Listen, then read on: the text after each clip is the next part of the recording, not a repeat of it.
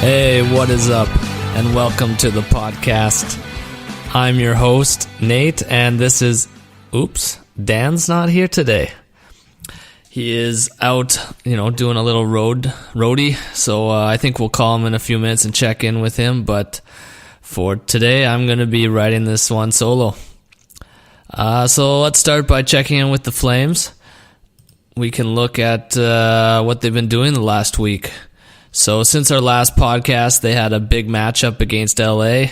That was a bit of a snoozer of a game, not the most exciting, but the Flames played pretty good, dominated the Kings, came out with a 4-1 victory. Then following that, the Flames hosted Chicago. That game was a lot closer. Chicago really poured it on in the end. Smith finally had what you'd call... he stole it for us in the third period, made an incredible save with his leg, and the Flames came out with a 3-2 victory. And then last night, that was the crazy one. Calgary played Columbus. Calgary got the first goal, was up 1-0, seemed to be going okay. All of a sudden, early in the second, Columbus, was up 4-1, and I started to panic. Thought about shutting the game off, but I'm lucky. I stuck with it. Saw the Flames storm back in the second period, get up 6-4, and eventually ride to a 9-6 victory. So don't see games like that very often, but when you do, it's fun to watch.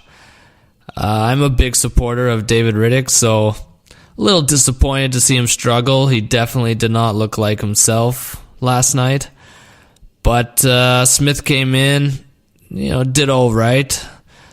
Stopped most of the shots, let in 3 goals. But the offense, when you put up 9, you better win that game, and the Flames did.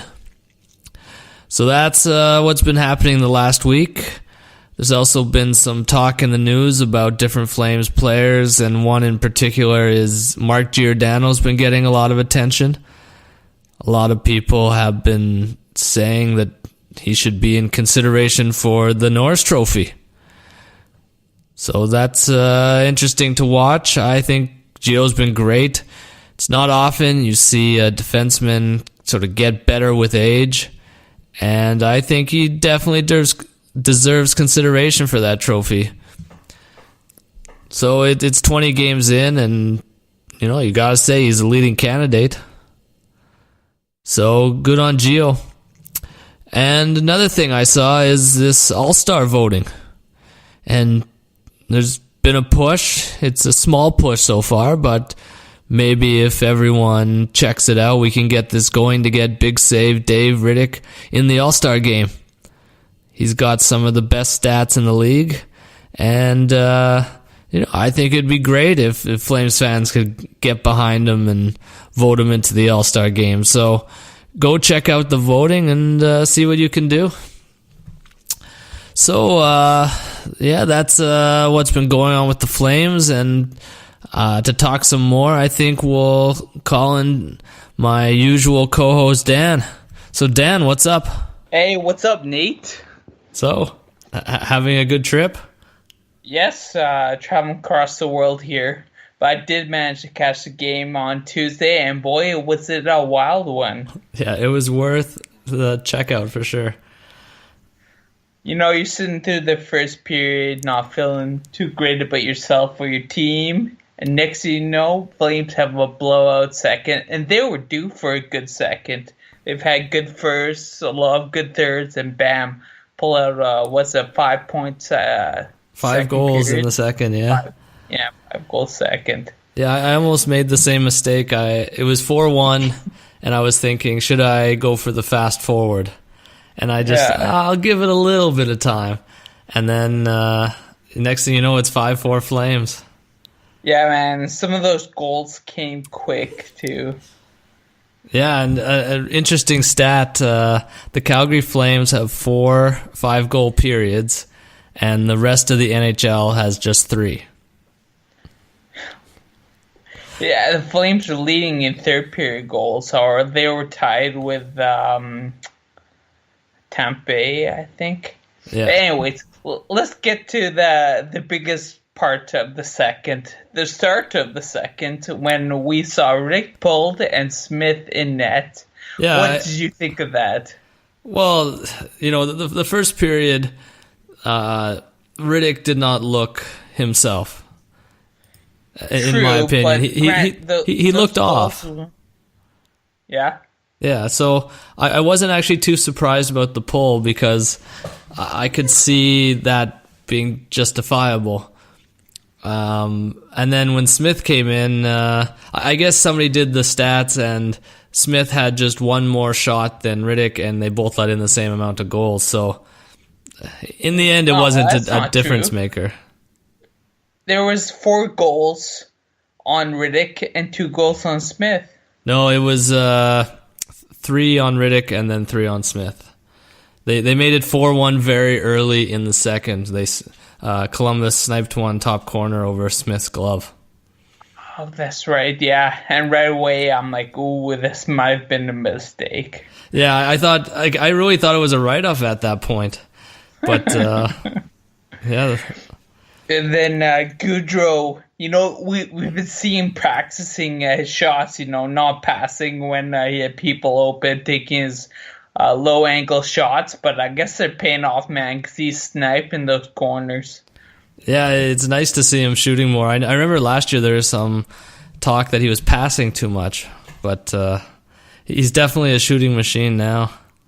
So, 2 goals, I think 2 or 3 assists. 4-point night for Goudreau, 4-point night for Monahan. Lindholm, I think, gets a goal. That top line was buzzing. Yeah, my only disappointment of the night was I was hoping for a Torts freakout, but he seemed oddly composed. Given the fact we scored 9 on them. Yeah, I saw. I think the first or second intermission chat with Foligno, and he's like straight up said, "This is a weird game," and it was, man. Just like everything was going in, and it didn't feel like the goalies were playing bad. It just. The defense on both teams wasn't great, and goals were going in. Like, players were sniping shots. Atkinson gets a hat trick in the loss. Yeah, it just seemed every puck bounced to a stick, and then it found the back of the net. And of course, if you go through the tape, you can probably find some goals the goalies would like to have back, but there were a lot of high-quality chances by both teams that got converted. Of chances. And, one of the comments on the message boards was from El Nagzo. He said, Smith with more points than Neil tonight. He got an assist? He got an assist. So it's kind of a double comment. One, Smith playing the puck worked out for him and got on the score sheet. But, we scored 9. And what did you think of Neil's game? Was he much of an impact? No, Neil didn't have a great game. I've been the only Flame who was noticeable for the wrong reasons, I guess. But the lead up before that against Chicago, he was pretty good. I thought the games before, what was it, LA, Chicago? Those were pretty much right-off wins. And I thought there'd be a good chance for Smith and Neil to get some confidence. But it felt like they squawked by or just squeaked in with those wins. Yeah. And what did you think of some new players in the lineup? There was Dalton Prout on D. Did you like his performance? It was decent. I mean, Stone, Valmack are injured, so we don't really have much other D selection here. The other addition to the lineup, Mangiapane, he played really good against Chicago, man. I thought he was, fishing for his first goal of the season, but it never came. He was decent against Blue Jackets, too. So I think Mangiapane, he's a good fit, the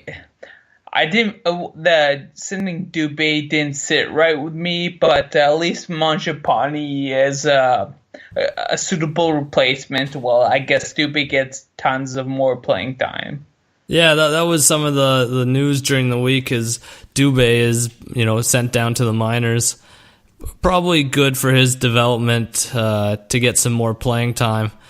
I think it could be a good strategy. You have a player like that, he's up for 20 games, kind of gets the NHL experience, goes down for 20 games, gets to play top line, and then maybe you bring him back near the end of the season. So he kind of gets the best of some AHL experience and some NHL experience.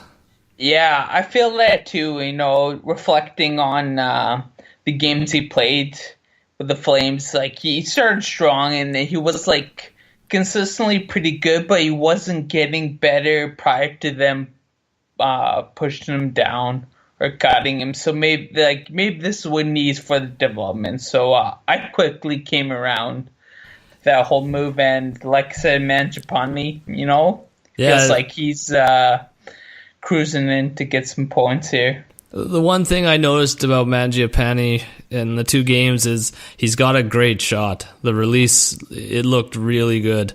So yeah. I think he could be a player in the NHL, especially scoring some goals.